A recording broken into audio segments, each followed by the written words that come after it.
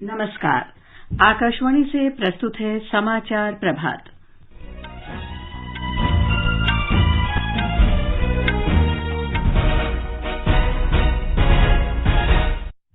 प्रधानमंत्री नरेंद्र मोदी आज सुबह 11 बजे गुजरात में निवेशक सम्मेलन को संबोधित करेंगे। भारत ने 100 गीगावाट के स्थापित नवीकरणीय ऊर्जा क्षमता हासिल की। सरकार ने अपने विभागों से प्रीपेड स्मार्ट मीटर का उपयोग करने को कहा। नीति आयोग ने विद्युत वाहन चार्जिंग नेटवर्क स्थापित करने की नीति तय करने के लिए राज्य सरकारों और स्थानीय निकायों को दिशा निर्देश जारी किए। देश में अब तक 52 करोड़ 89 लाख से अधिक कोविड रोधी टीके लगाए गए। भारत ने अपने नागरिकों से वाणिज्यिक उड़ानों से अफगानिस्तान से लौटने को कहा। युवा कार्य और खेल मंत्री अनुराग ठाकुर ने दूसरे फिट इंडिया फ्रीडम रन का शुभारंभ किया। भारत ने टोक्यो पैरालंपिक खेलों के लिए अब तक का सबसे बड़ा दल भेजा और क्रिकेट में लंदन में इंग्लैंड के साथ दूसरे टेस्ट मैच में भारत मजबूत स्थिति में।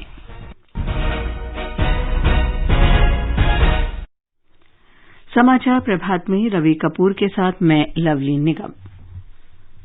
देशभर में 18 वर्ष से अधिक आयु वर्ग के लिए सरकारी केंद्रों में निःशुल्क कोविड टीकाकरण अभियान जारी है। युवाओं से आग्रह है कि टीका जरूर लगवाएं और अन्य लोगों को भी इसके लिए प्रोत्साहित करें। जब तक जरूरी न हो घर से बाहर न निकलें और सुरक्षा के 3 सरल उपायों का पालन करें। मास्क लगाएं, 2 गज की सुरक्षित दूरी बनाए रखें, हाथ और चेहरा साफ रखें। कोविड संबंधी जानकारी और मार्गदर्शन के लिए राष्ट्रीय हेल्पलाइन नंबर 011-2397-8046 और 1075 पर संपर्क करें। और अब समाचार विस्तार से। प्रधानमंत्री नरेंद्र मोदी आज सुबह 11 बजे वीडियो कॉन्फ्रेंस के माध्यम से गुजरात में निवेशक सम्मेलन को संबोधित करेंगे। इस सम्मेलन का आयोजन वाहन स्क्रैपिंग नीति के तहत स्क्रैपिंग संबंधी बुनियादी सुविधाओं में निवेश आमंत्रित करने के लिए किया जा रहा है। एकीकृत स्क्रैपिंग केंद्र के विकास पर भी विचार विमर्श किया जाएगा। हमारे संवाददाता ने बताया कि गुजरात के अलंग में समुद्री जहाज तोड़ने की सुविधाओं की तर्ज पर वाहनों को नष्ट करने की सुविधाएं विकसित की जा रही हैं। गुजरात के गांधीनगर में आज आयोजित निवेशकों के शिखर सम्मेलन का आयोजन केंद्रीय सड़क परिवहन और राजमार्ग मंत्रालय और गुजरात सरकार द्वारा संयुक्त रूप से किया गया है। इस सम्मेलन में संभावित निवेशकों, उद्योग विशेषज्ञों और केंद्र और राज्य सरकार के संबंधित मंत्रालयों के मंत्री और अधिकारी शामिल होंगे। यह शिखर सम्मेलन का विषय वाहन स्क्रैपिंग नीति पर केंद्रित होगा। इसका उद्देश्य अनुपयुक्त और प्रदूषणकारी वाहनों को चरणबद्ध तरीके से पर्यावरण के अनुकूल और सुरक्षित तरीके से हटाने के लिए एक पारिस्थितिकी तंत्र बनाना है। वाहन स्क्रैपिंग नीति का उद्देश्य देश भर में स्वचालित परीक्षण स्टेशनों और पंजीकृत वाहन स्क्रैपिंग सुविधाओं के रूप में स्क्रैपिंग के लिए आधारभूत संरचना खड़ी करने का है। योगेश पंड्या, आकाशवाणी समाचार, अहमदाबाद।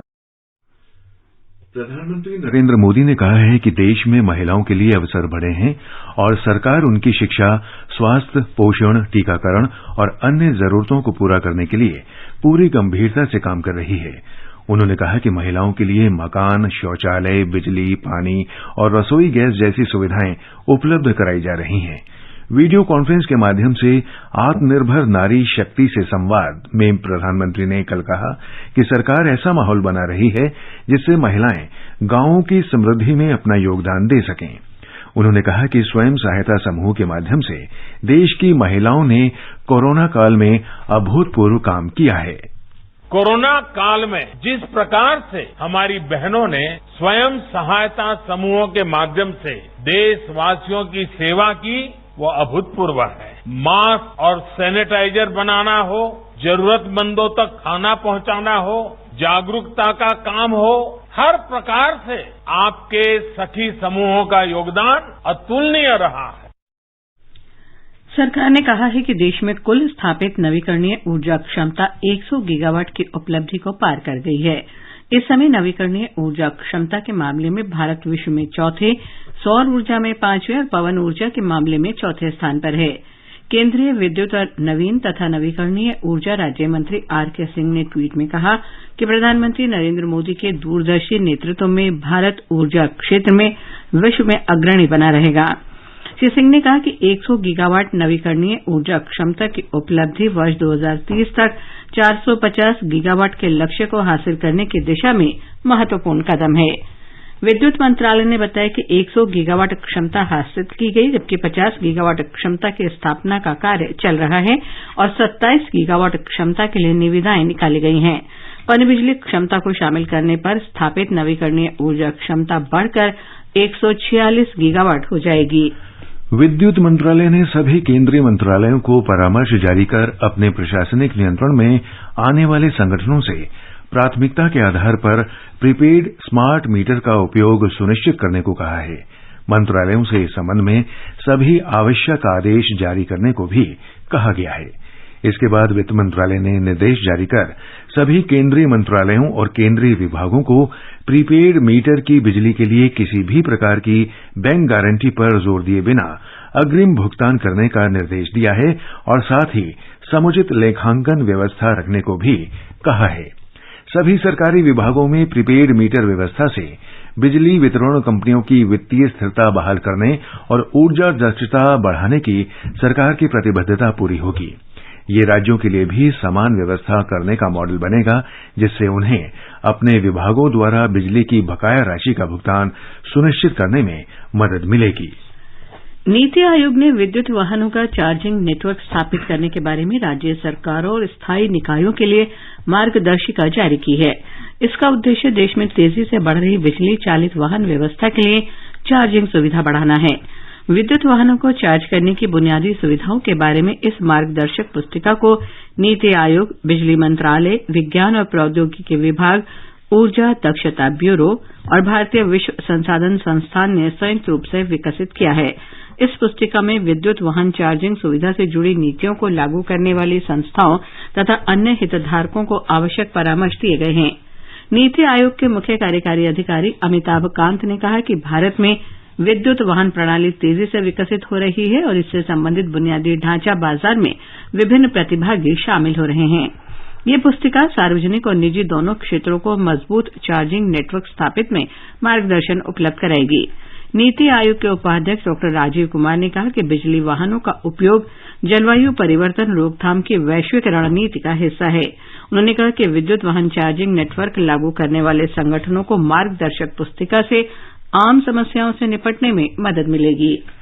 स्वतंत्रता दिवस के उपलक्ष्य में हम आपको उन क्षेत्रों की उपलब्धियों के बारे में बतला रहे हैं जिन्होंने नागरिकों के जीवन पर महत्वपूर्ण प्रभाव डाला है।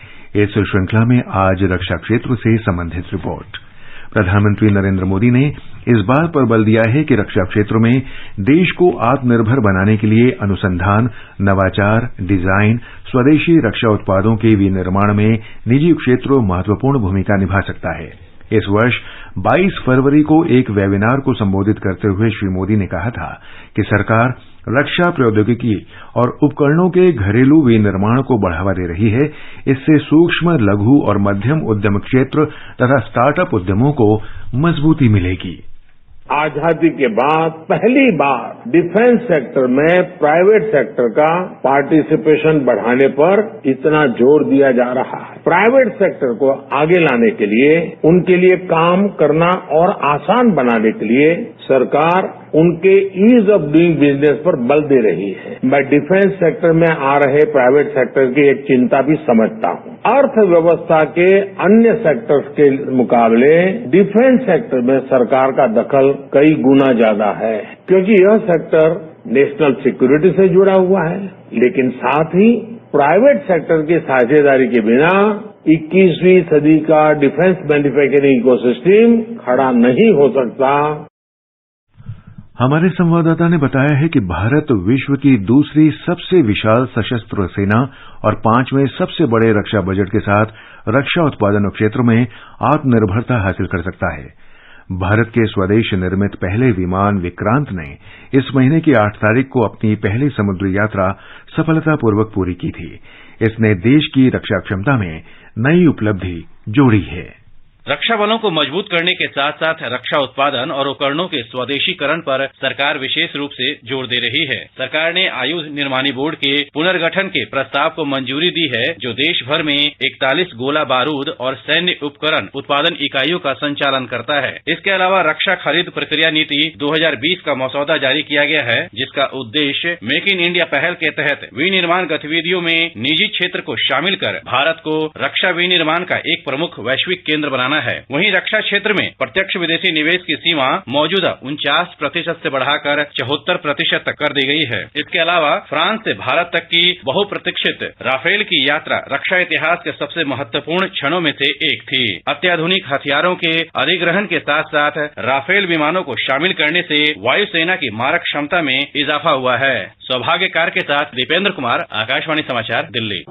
इस मिट्टी से ही पैदा हुए, इस मिट्टी में दे देंगे जान, तुझसे ही तो जिंदा हूँ मैं ओ मेरे दोस्ता।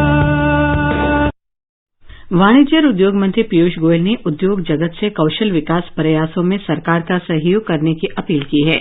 भारतीय उद्योग परिसंघ CII की वार्षिक बैठक में श्री गोयल ने कहा कि सरकार का लक्ष्य ब्रांड इंडिया को गुणवत्ता, उत्पादकता और कार्यकुशलता का प्रतीक बनाना है। उन्होंने कहा कि भारत ने पूरे विश्व का ध्यान आकृष्ट किया है। पूरी दुनिया निवेश, नवाचार और नई शुरुआत के लिए भारत की ओर देख रही है। ये दायित्व उठाने के लिए हर एक दिन नजर हमारी है। आगे बढ़ने से पहले एक नजर मुख्य समाचारों पर। प्रधानमंत्री नरेंद्र मोदी आज सुबह 11 बजे गुजरात में निवेशक सम्मेलन को संबोधित करेंगे। भारत ने 100 गीगावाट की स्थापित नवीकरणीय ऊर्जा क्षमता हासिल की। सरकार ने अपने विभागों से प्रीपेड स्मार्ट मीटर का उपयोग करने को कहा। नीति आयोग ने विद्युत वाहन चार्जिंग नेटवर्क स्थापित करने की नीति तय करने के लिए राज्य सरकारों और स्थानीय निकायों को दिशा निर्देश जारी किए। देश में अब तक 52 करोड़ 89 लाख से अधिक कोविड रोधी टीके लगाए गए। भारत ने अपने नागरिकों से वाणिज्यिक उड़ानों से अफगानिस्तान से लौटने को कहा। युवा कार्य और खेल मंत्री अनुराग ठाकुर ने दूसरे फिट इंडिया फ्रीडम रन का शुभारंभ किया। भारत ने टोक्यो पैरालंपिक्स खेलों के लिए अब तक का सबसे बड़ा दल भेजा और क्रिकेट में लंदन में इंग्लैंड के साथ दूसरे टेस्ट मैच में भारत मजबूत स्थिति में। देश में अब तक 52 करोड़ 89 लाख से अधिक कोविड रोधी टीके लगाए जा चुके हैं। केंद्रीय स्वास्थ्य मंत्रालय ने बताया कि अब तक 41 करोड़ से अधिक लोगों को पहला और 11 करोड़ से अधिक को दूसरा टीका लगाया जा चुका है। कल 50 लाख से अधिक टीके लगाए गए। टीकाकरण अभियान के तीसरे चरण में अब तक देश में इस आयु वर्ग के लिए 18 करोड़ 76 लाख लोगों को वैक्सीन की पहली डोज लग चुकी है। राष्ट्रीय राजधानी दिल्ली में कल 49 लोगों में कोरोना संक्रमण की पुष्टि हुई। दिल्ली सरकार ने बताया कि पिछले 24 घंटे में 41 करोड़ मरीज स्वस्थ हुए। राजधानी में अब तक 1 करोड़ 10 लाख लोगों को टीके लगाए जा चुके हैं। विदेश मंत्री एस जयशंकर ने कहा है कि भारत ने कोविड महामारी के दौरान निर्णायक भूमिका निभाई है और आगे बढ़कर अन्य देशों की मदद की है। कल भारतीय उद्योग परिसंघ CII की वार्षिक बैठक में shaping a new India for global role सत्र में विशेष संबोधन में डॉ जयशंकर ने कहा कि दुनिया ने ऑक्सीजन आपूर्ति, ऑक्सीजन जनरेटर और दवाओं की आपूर्ति और अन्य कई मामलों में भारत का साथ दिया। क्वाड देशों भारत, ऑस्ट्रेलिया, जापान और अमेरिका के विदेश मंत्रालयों के वरिष्ठ अधिकारियों ने कल वीडियो कॉन्फ्रेंस के माध्यम से बैठक की। इसमें भारत प्रशांत क्षेत्र में कोविड के व्यापक असर और इस महामारी की रोकथाम के लिए संयुक्त प्रयास, स्वास्थ्य सुरक्षा और तेजी से अर्थव्यवस्थाओं को उबारने जैसे मुद्दों पर बातचीत की गई। अधिकारियों ने साझा हित के मुद्दों पर भी चर्चा की और लचीली आपूर्ति श्रृंखला, महत्वपूर्ण प्रौद्योगिकी, समुद्री सुरक्षा, साइबर सुरक्षा, आतंकवाद का मुकाबला और बुनियादी ढांचा क्षेत्र में सहयोग की संभावनाओं पर विचार किया। भारत अफगानिस्तान के घटनाक्रम पर बारीकी से नजर रखे हुए है और उसने वहां की बिगड़ती सुरक्षा स्थिति पर गहरी चिंता व्यक्त की है।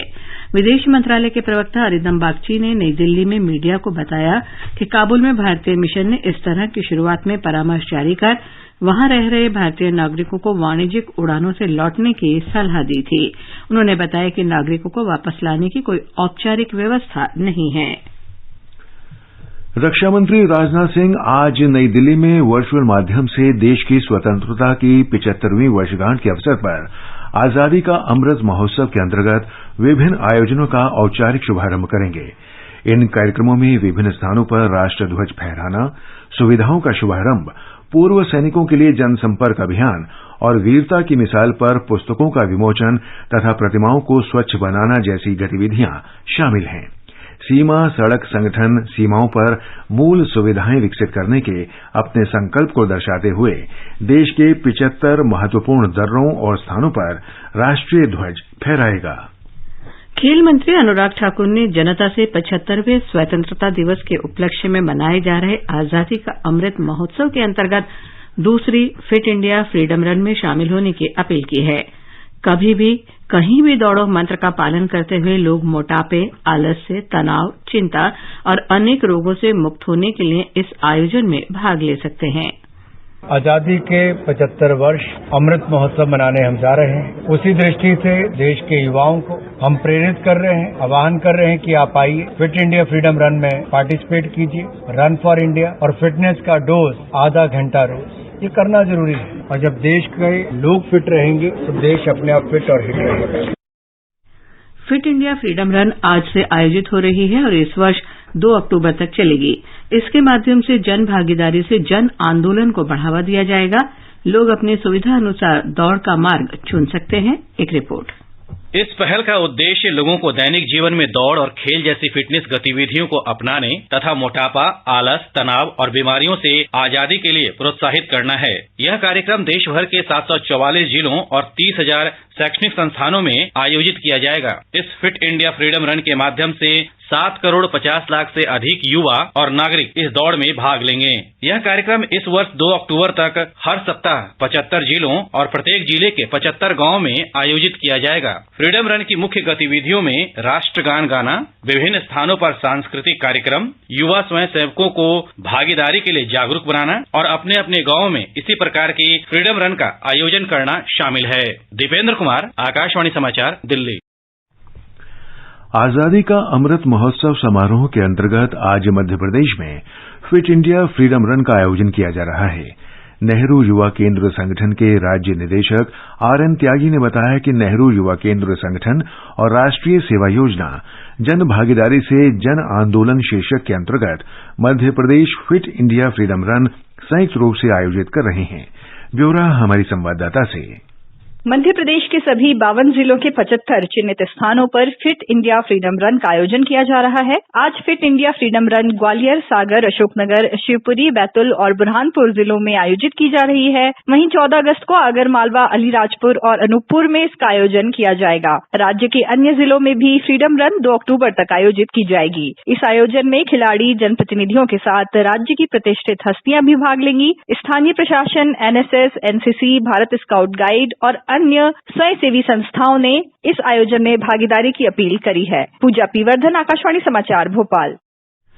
आकाशवाणी के समाचार सेवा प्रभाग ने आजादी का अमृत महोत्सव समारोह के अंतर्गत वर्ष भर चलने वाले अमृत महोत्सव क्विज का आयोजन किया है। आकाशवाणी समाचार के साथ अमृत महोत्सव क्विज शीर्षक से ये कार्यक्रम सोमवार 16 अगस्त से आरंभ हो रहा है। इसे एफएम गोल्ड चैनल पर सुना जा सकता है। कार्यक्रम का उद्देश्य देश के स्वतंत्रता आंदोलन, इसके गौरवशाली इतिहास, कला संस्कृति, धरोहर तथा पिछले 75 वर्ष में जीवन के विभिन्न क्षेत्रों में आए बदलाव के बारे में लोगों को जागरूक करना है। प्रत्येक सोमवार और मंगलवार को सुबह 8 बजे समाचार प्रभात और सुबह 8:30 बजे मॉर्निंग न्यूज की शुरुआत में हिंदी और अंग्रेजी में एक-एक प्रश्न पूछे जाएंगे। ये प्रश्न दोनों समाचार बुलेटिनों के अंत में भी दोहराया जाएगा। श्रोता ईमेल amritmahotsav@gmail.com पर अपने जवाब भेज सकते हैं।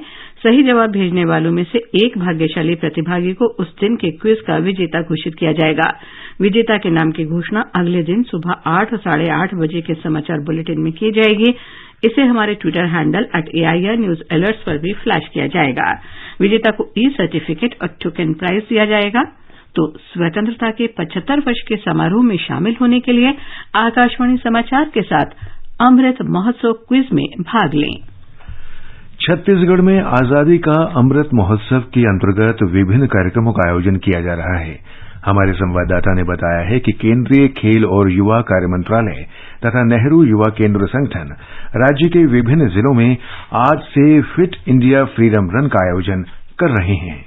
छत्तीसगढ़ में फिट इंडिया फ्रीडम रन की शुरुआत आज सरगुजा और गौरेला पेंड्रा मरवाही जिलों से हो रही है। नेहरू युवा केंद्र संगठन के क्षेत्रीय निदेशक श्रीकांत पांडे ने बताया कि सरगुजा जिले के अंबिकापुर में इस दौड़ का शुभारंभ कलेक्टोरेट परिसर से आज सुबह 10 बजे से होगा। यह फ्रीडम रन अंबिकापुर के घड़ी चौक कला केंद्र से होते हुए पीजी कॉलेज पहुंचकर संपन्न होगी। इसमें नेहरू युवा केंद्र संगठन और राष्ट्रीय सेवा योजना NSS के स्वयंसेवक भाग लेंगे। प्रदेश के सभी 28 जिलों में अलग अलग तिथियों पर यह दौड़ आयोजित की जाएगी। इस दौरान आयोजन स्थलों में स्वाधीनता संग्राम और भारत की उपलब्धियों से लोगों को अवगत कराने के लिए सांस्कृतिक और अन्य कार्यक्रम भी आयोजित किए जाएंगे। विकल्प शुक्ला, आकाशवाणी समाचार, रायपुर। भारत ने टोक्यो पैरालंपिक खेलों के लिए अब तक का सबसे बड़ा दल भेजा है, जिसमें 54 सदस्य हैं। केंद्रीय खेल मंत्री अनुराग ठाकुर ने कल उन्हें वर्चुअल रूप से औपचारिक विदाई दी। उन्होंने एक वीडियो संदेश के माध्यम से एथलीटों को संबोधित किया और शुभकामनाएं दी। पर्यटन मंत्री जीके रेड्डी और विदेश और संस्कृति राज्य मंत्री मीनाक्षी लेखी ने भी एथलीटों को संबोधित किया।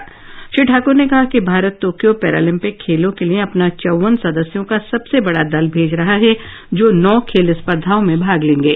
उन्होंने कहा कि पैरा एथलीटों का जुनून उनकी असाधारण मानवीय भावना को दर्शाता है। श्री ठाकुर ने उन्हें याद रखने के लिए कहा कि जब वे भारत के लिए खेलेंगे तो 130 करोड़ भारतीय उनका उत्साह बढ़ाएंगे। क्रिकेट में लंदन के लॉर्ड्स में इंग्लैंड के साथ दूसरे क्रिकेट टेस्ट मैच में भारत KL राहुल के नाबाद शतक और रोहित शर्मा के 83 रन की बदौलत मजबूत स्थिति में है। कल पहले दिन का खेल समाप्त होने तक भारत ने 3 विकेट पर 276 रन बना लिए थे।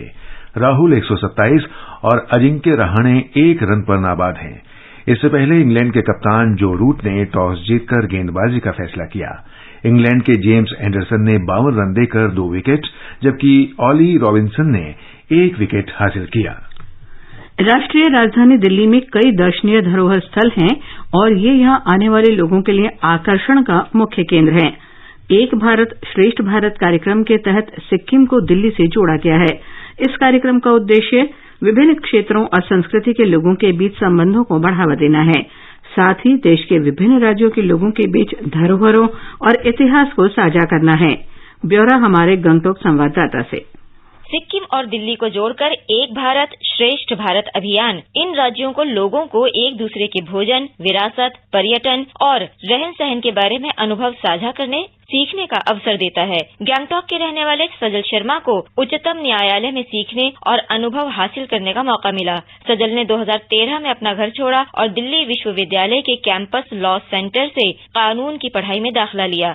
सजल ने 3 वर्ष के दौरान दिल्ली में रहने के अपने अनुभव को साझा किया। The learning experiences and exposure that I got in Delhi as a law student were unparalleled. For someone who is interested in learning about Indian culture, visits to monuments such as Humayun's tomb, Qutub Minar, Red Fort and museums like the National Museum gave me invaluable insights into India's rich cultural heritage. I also took advantage of visiting places of national significance such as the Houses of Parliament and Rashtrapati Bhavan and cultural significance such as the Jantar Mantar. पढ़ाई के अलावा दिल्ली में रहने के 3 वर्ष के दौरान सजल ने स्मारकों, संग्रहालयों, धार्मिक स्थलों और राष्ट्रीय महत्व के स्थानों को देखा। गंगटोक से सैकत सरकार और पारिजात शर्मा की रिपोर्ट के साथ समाचार कक्ष से नईम अख्तर।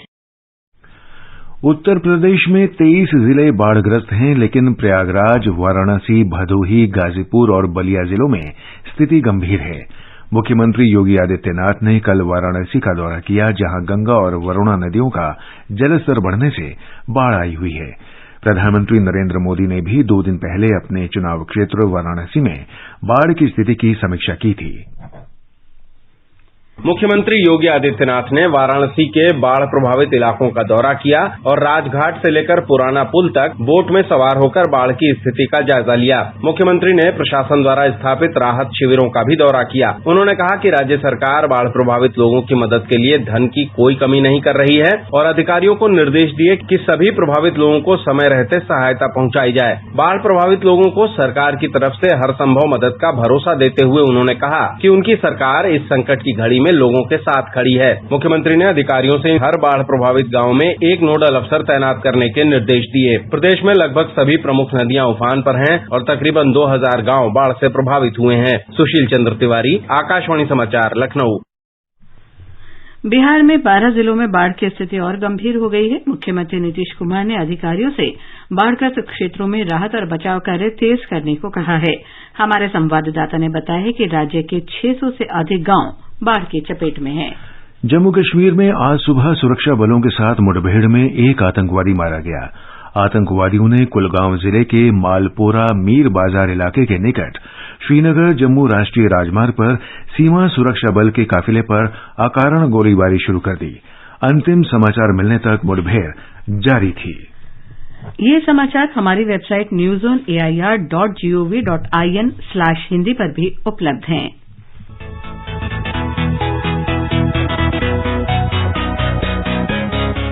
दुनिया रंग बिरंगी, खट्टे मीठे रसीले समाचारों का सतरंगी खजाना आकाशवाणी पर। खबरें होंगी हटकर, जानेंगे कुछ अलग, हंसेंगे खुलकर, करेंगे सजग। सुनना न भूलें सोमवार और मंगलवार 8 सवेरे तथा शनिवार और रविवार कार्यक्रम परिक्रमा में।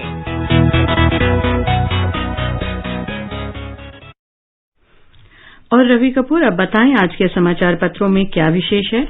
लवलीन, संसद के मानसून सत्र को अनिश्चित काल के लिए स्थगित करने की खबरें सभी अखबारों में हैं। दैनिक जागरण लिखता है, शोर शराबे और हुड़दंग की घटनाओं के बीच संसद की कार्यवाही बाधित रही। दैनिक भास्कर कहता है, सत्र खत्म, सियासत जारी। हंगामे पर विपक्ष हमलावर, सरकार का पलटवार। राष्ट्रीय सहारा की सुर्खी है, धक्का मुक्की पर घमासान।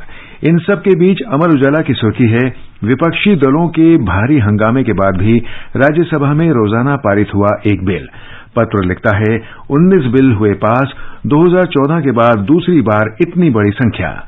प्रधानमंत्री नरेंद्र मोदी का ये कहना कि महिलाओं को आत्मनिर्भर बनाने के लिए बैंक खाते खोले गए, ऋण दिया, लोकसत्ता की प्रमुख खबर है। पत्र ने प्रधानमंत्री के इस बयान को भी दिया है कि भारत में बने खिलौनों को प्रोत्साहित कर रही है सरकार। अमर उजाला ने उनके इस कथन को प्रमुखता दी है कि नए भारत में बढ़े बेटियों के लिए अवसर। पत्र लिखता है, प्रधानमंत्री ने स्वयं सहायता समूह संवाद में कहा कि महिलाएं अब डिब्बे में नहीं, बैंक में रखती हैं धन। कई कांग्रेसी नेताओं के बाद अब पार्टी का ट्विटर अकाउंट भी हुआ लॉक, लिखता है नवभारत टाइम्स। जुलाई में नरम रही खुदरा मुद्रास्फीति हिंदुस्तान में प्रमुखता से है। पत्र के अनुसार राष्ट्रीय सांख्यिकी कार्यालय ने इस संबंध में आधिकारिक आंकड़े जारी किए हैं। पत्र ने वित्त मंत्री के इस आश्वासन को भी दिया है कि आर्थिक पुनरुद्धार के लिए हर कदम उठाएंगे। विश्व स्वास्थ्य संगठन का यह अध्ययन कि दक्षिण पूर्व एशिया में 1 महीने से कोरोना के मामले स्थिर हैं, लोक सत्य की खबर है। पत्र ने इसके साथ ही विदेश मंत्री एस जयशंकर के भारतीय उद्योग परिसंघ में दिए इस बयान को भी प्रमुखता से लिया है कि कोरोना की दूसरी लहर में देश ने दी अग्नि परीक्षा। राष्ट्रीय सहारा की खबर है, चंद्रयान 2 ने चांद पर पानी की मौजूदगी का पता लगाया। पत्र लिखता है, इस मिशन से भले ही वांछित परिणाम न मिले हों, लेकिन संबंधित घटनाक्रम काफी मायने रखते हैं। और अंत में मुख्य समाचार एक बार फिर। प्रधानमंत्री नरेंद्र मोदी आज सुबह 11 बजे गुजरात में निवेशक सम्मेलन को संबोधित करेंगे। भारत ने 100 गीगावाट की स्थापित नवीकरणीय ऊर्जा क्षमता हासिल की। सरकार ने अपने विभागों से प्रीपेड स्मार्ट मीटर का उपयोग करने को कहा। नीति आयोग ने विद्युत वाहन चार्जिंग नेटवर्क स्थापित करने की नीति तय करने के लिए राज्य सरकारों और स्थानीय निकायों को दिशा निर्देश जारी किए। देश में अब तक 52 करोड़ 89 लाख से अधिक कोविड रोधी टीके लगाए गए। भारत ने अपने नागरिकों से वाणिज्यिक उड़ानों से अफगानिस्तान से लौटने को कहा। युवा कार्य और खेल मंत्री अनुराग ठाकुर ने दूसरे फिट इंडिया फ्रीडम रन का शुभारंभ किया। भारत ने टोक्यो पैरालंपिक खेलों के लिए अब तक का सबसे बड़ा दल भेजा। और क्रिकेट में लंदन में इंग्लैंड के साथ दूसरे टेस्ट मैच में भारत मजबूत स्थिति में। इसके साथ ही समाचार प्रभात का ये अंक समाप्त हुआ। नमस्कार।